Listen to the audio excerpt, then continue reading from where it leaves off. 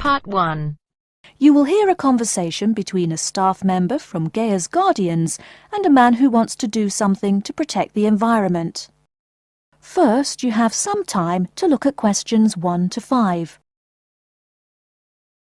Listen carefully and answer questions 1 to 5.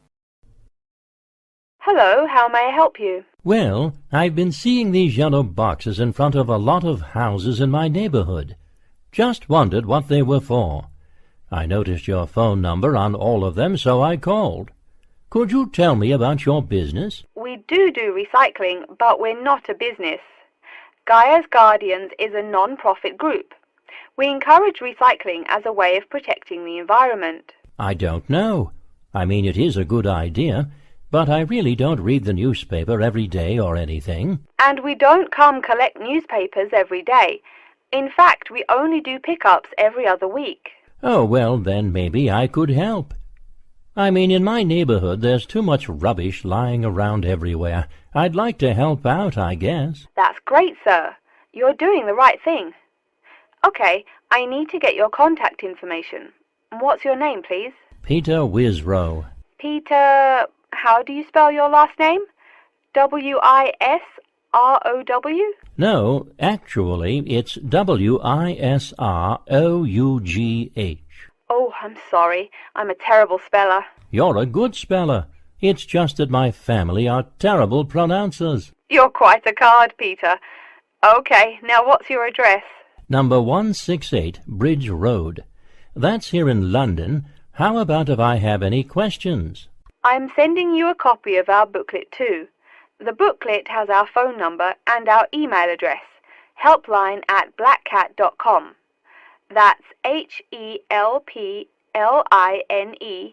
at BLACKCAT.com. But I nearly forgot to ask, what's your postcode? BS9 7PU. PS97BU? No, that's B as in boy, S9 7P as in Peter, U. Before you hear the rest of the conversation, you have some time to look at questions 6 to 10. Now listen and answer questions 6 to 10. So I'm guessing those yellow boxes I saw are for recycled newspapers. Yes, that is correct, and it's free of charge. Wow, that's good news. Do you recycle anything besides newspaper? Oh yes, we recycle most everything. Glass, plastic, paper. Oh, so I can put like glass and plastic bottles in the box. Sorry again. Things like that you have to bring to our collection centre. And where is that? Our main centre isn't that far from you. It's actually right on the east side of Central Park. That new blue building? That's the one. Cool. Hey, what's with all those different colored boxes outside that place? Oh, that's for the different materials we recycle. The blue is for metal, the green is for glass and plastics, and the yellow, of course, is for paper. Okay, I'll try and manage to keep all that straight. Oh, no need. They're each labelled. Great. So which one would I put magazines in? Actually, they don't go in any of the bins. Unfortunately, magazines can't be recycled because of the material they're made of. It's such a waste.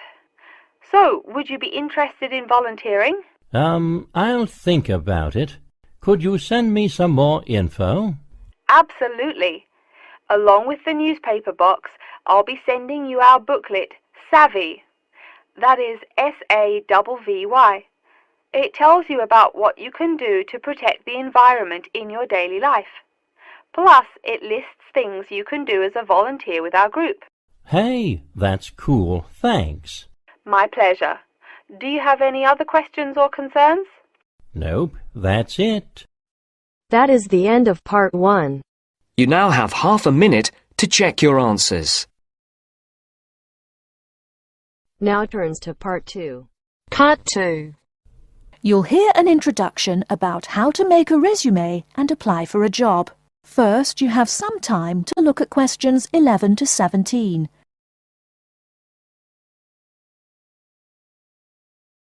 Now, listen carefully and answer questions 11 to 17. Welcome everyone to today's seminar on CV and interview skills. Remember, your CV is probably the most important document you will ever write. It opens the door to your career, and that job interview is probably the most important meeting you will ever attend. It's like stepping through that open door. So let's roll up our sleeves and get down to work, shall we? First of all, I cannot possibly tell you everything you need to know about writing a resume in the time we have. But let me tell you that there are dozens of great websites on the internet. These will give you all the suggestions you need. If you look at the paper I gave you, you will see a list of the dozen most popular sites. I can mention a couple of important points, however. One is that your CV or resume should not be too long. A page is about right. Why?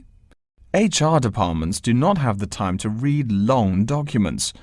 Too many people are sending too many CVs. After all, the economic crisis of 2008 is still very much alive. Everyone needs a job now. No matter how short you make that resume, though, you do not want to forget to tell HR how to contact your references. References are people who will give you a recommendation for a job. That's usually an ex-boss or a professor who knows you well. Do not use relatives. I don't care how much your mum loves you. Also, when you send that CV, be sure to include a typed cover letter. A cover letter is a letter where you basically are asking for a job. It's like introducing yourself. Make it brief. The real information about you is on that CV of yours, and please make sure the letter is typed. It doesn't matter if your handwriting is beautiful or not. Companies only read typed letters. Another point about CVs is you should try to have an attractive layout. Maybe use different type fonts or colors to highlight the information. Some people include a photo. You can find dozens of examples on the internet. Whatever layout you decide to use, however, avoid all spelling and grammar errors. I used to be an HR manager.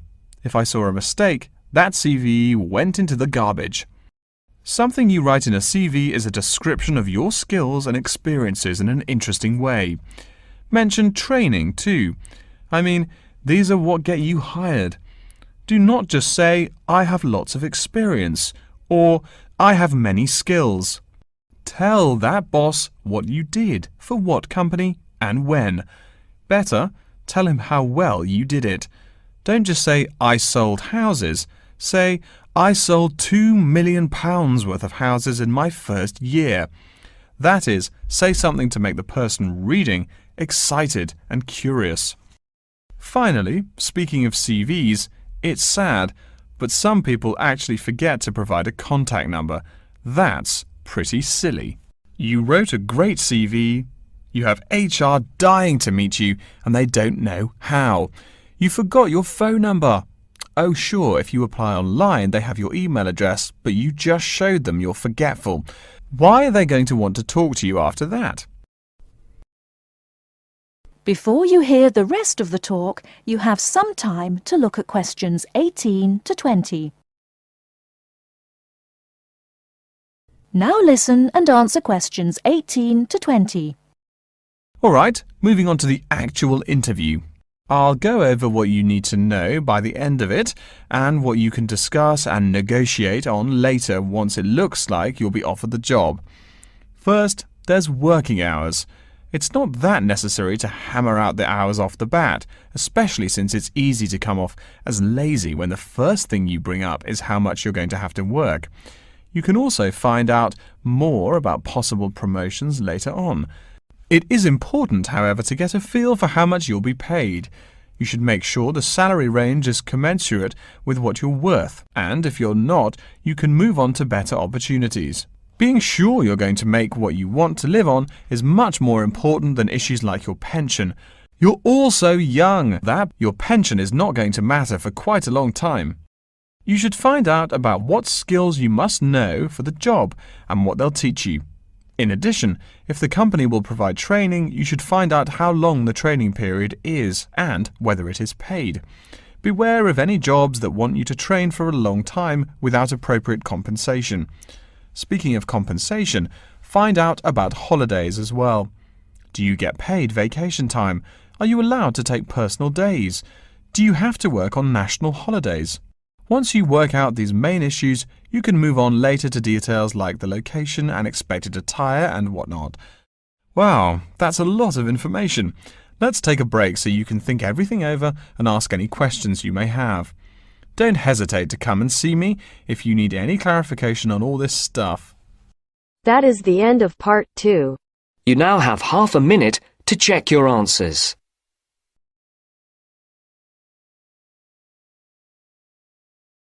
Now turns to part 3. Part 3. You will hear a man called Frank talking to Dr. Lindsay about what he should study if and when he returns for further classes. First, you have some time to look at questions 21 to 25.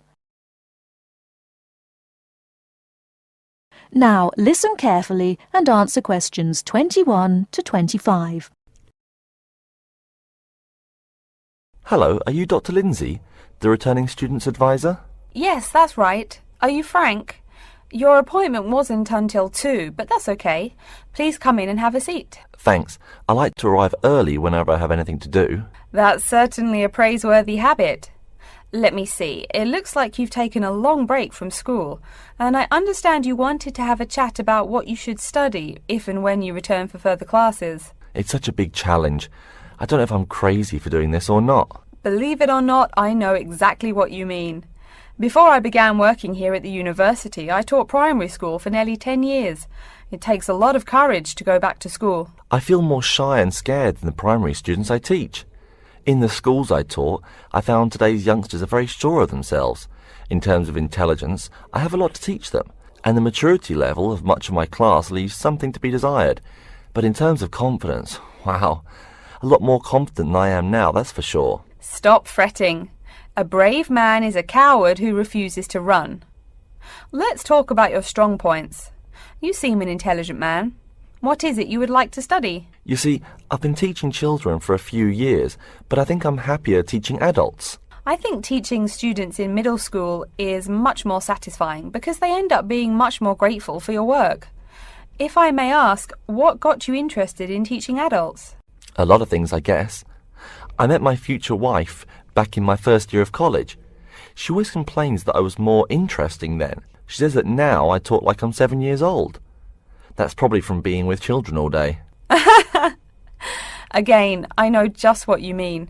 My husband used to say the same thing about me when I taught kindergarten. Anything else? Well, yes. Fairly often now I run into former students and we talk. Some of them are getting close to being grown up. I guess I think more and more about how people develop over time. So I'm interested in the results of education, you know, the final stages. I see. Well, coming back to the university can be both difficult and very rewarding. There are some problems unique to returning students, you know, older students like yourself. What do you think is your greatest weakness? Well, I actually think my confidence is getting better. I'm definitely overcoming my introversion and starting to be much more comfortable in front of a class. To tell you the truth, I'm afraid I'm rather behind the times about many things. It's more difficult for me to chase after the popular things youngsters are fond of, such as iPhone, Twitter, if you name it. I think I understand. Before you hear the rest of the talk, you have some time to look at questions 26 to 30.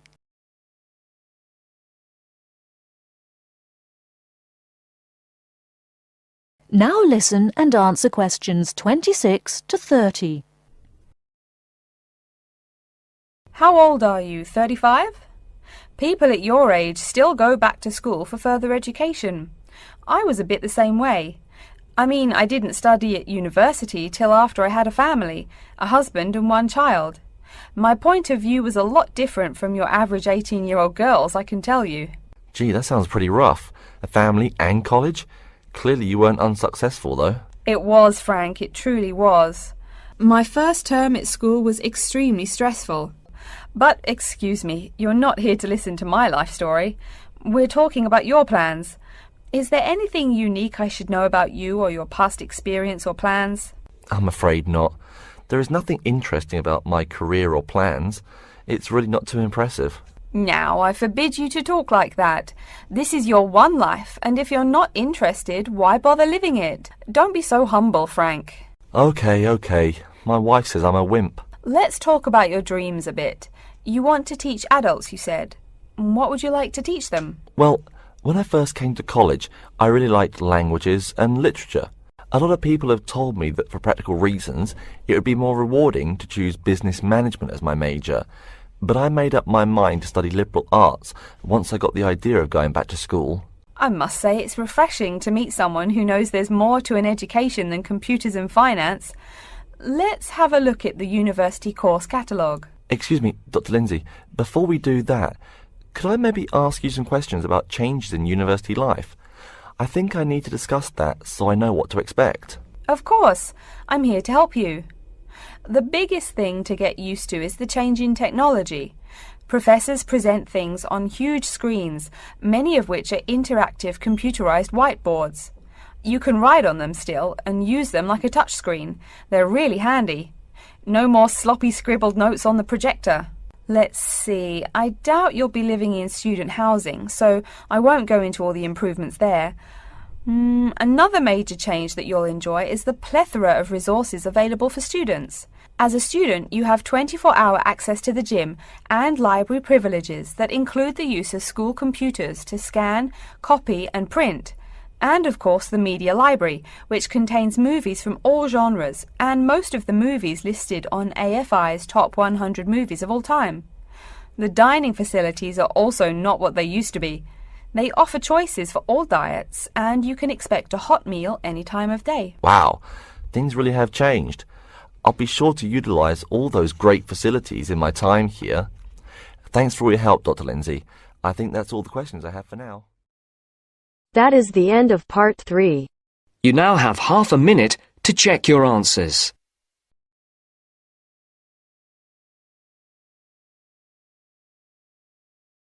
Now turns to part 4. Part 4. You will hear an introduction about the curriculum and facilities of Wasamata University. First, you have some time to look at questions 31 to 40.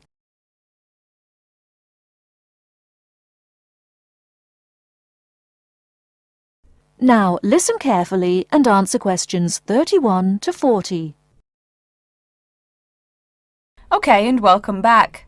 During the short break we just took, several of you approached me with questions. So before going on with the orientation talk, I'd like to address those queries.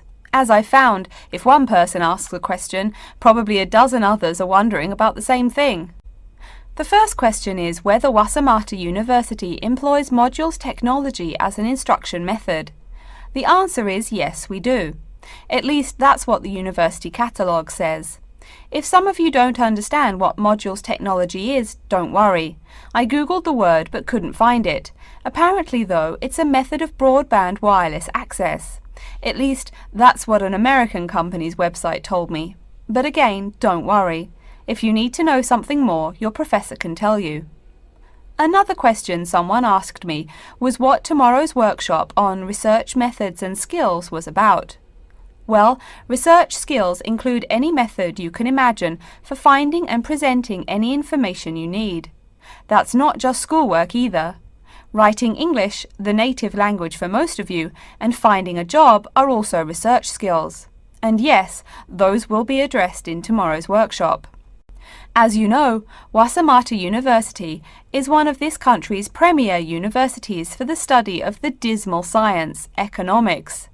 Some of you, it seems, want to get a jump on their classmates. During the break, half a dozen of you came up and asked me where to find economics tomes. I know it's odd, but this school's library holdings are divided up between 2 libraries. Economics books are in the old library. If you look out of the window behind me, you can see it. It's the red brick building. Oh, before I forget, you economics types also need a lot of math, am I right? Well, those math books are neither in the old library nor in the new one. They can be found in the math department building. Why am I telling you this? Doesn't the invisible hand guide economists? Maybe it's good you asked. In 2008, that hand shoved most of the world economy off a cliff, didn't it? Now, I realize that most of you couldn't bring a computer printer or a photocopier from home. So I'm sure you're already wondering where you can copy things like term papers, internet articles, and things like that. I have some good news and some bad news. The good news is that there are a number of places you can make copies. These include both libraries and the Student Union building. Now the bad news. I'm sorry to say, most classroom buildings and academic departments do not have copiers students can use. So most of the large buildings you see around campus do not have copiers for students. The copiers there are reserved for professors and office staff. Oh yes, I nearly forgot to tell you.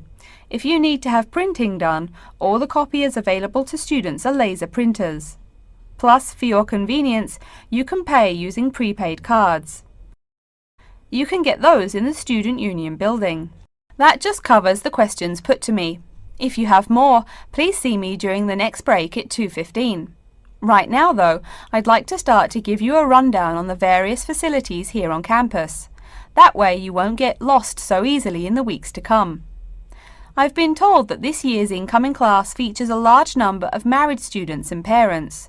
So you must be wondering where to put the baby while you're in class. Okay, right now we're in the Student Union building, right? Remember the big doors in front where you all came in? If you go out of the building, you can see the nursery is just on the other side of this building. It's only about 20 meters away. Convenient, eh? Next, we're all from different places around the country. Some of you are from other countries. That means we're pretty likely to get sick during the first months of school as we expose each other to many new viruses. So where's the doctor? Of course, you need to find the Medical Services Centre, which is on the right as you leave the building. Remember, that's the second building on the right. And if you look out of that window, you can see a lot of antenna and satellite dishes on the roof. So that's what we call the Media Centre. Yeah, I know, I think it's confusing too. The Media Centre is next to the Medical Centre. The chairwoman of the journalism school on the first floor doesn't like it when people who wander in there mistake her for a nurse. Chances are you'll have at least one math class while you're here. That red building there, just outside to the left, is the math department building. I know, it looks about as old as the subject of math, but I assure you that the inside is equipped with state-of-the-art classroom equipment, including interactive chalkboards and surround sound in every room. Oh, can you see the back building there? Yes, behind the Media Centre. Quite new, isn't it? That's the new library, just decorated. They're back to back, you might say. If you look just to the left of it at the lower, older-looking building, you'll find the old library. It's nice and quiet, perfect for those marathon study sessions during exam week. Since the weather is so nice, why don't we stop looking at our maps, but go for a walk around the campus? That is the end of part 4. You now have half a minute to check your answers.